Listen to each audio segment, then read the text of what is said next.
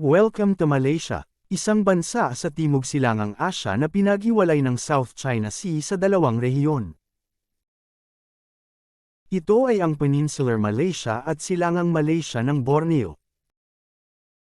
Ang Peninsular Malaysia ay nagbabahagi ng lupain at pandagat na hangganan sa bansang Thailand at pandagat na hangganan ng bansang Singapore, Vietnam, at Indonesia.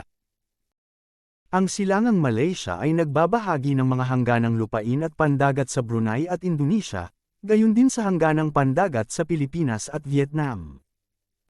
Ang Malaysia ay isang federal na konstitusyonal na elektibong monarkiya, ang tanging federal na bansa sa Timog Silangang Asya. Ang pinuno ng estado ay ang hari, na nahalal sa 5 taong termino. Ang pangalang Malaysia ay kombinasyon ng salitang Malay at Latino na ang ibig sabihin ay lupain ng mga Malay. Ang Kuala Lumpur ay ang pambansang kabisera, ang pinakamalaking lungsod ng bansa. Ang opisyal at pambansang wika sa Malaysia ay Malay, o Bahasa Malaysia at Ingles bilang pangalawang wika.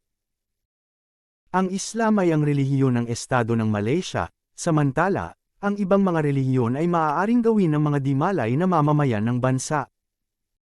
Ang Malaysian Ringgit, na tinatawag ding Malaysian Dollar, ay ang opisyal na pera ng Malaysia. Ang krudo, petrolyo, at ang liquefied natural gas ay magkakasamang bumubuo ng malaking bahagi ng mga kita sa pagluluwas ng kalakal ng bansa. Ang wildlife ng Malaysia ay kakaiba, kung saan ang Malaysia ay isang mega-diverse na bansa.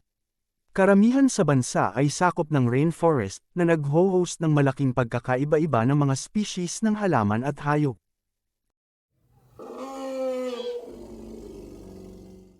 Ang Malaysia, tulad ng mga kalapit na bansa nito sa rehiyon, ay may mayaman at magkakaibang kultura at pamana na kayamanan. Ang mga kultural na pamanang ito ay maaaring mawala ng walang anumang pagsisikap sa pangangalaga dahil sa modernisasyon at globalisasyon.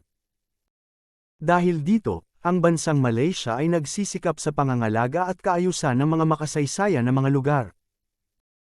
Nagustuhan niyo po ba ang video natin ngayon? Kung oo ay mag-comment ng yes.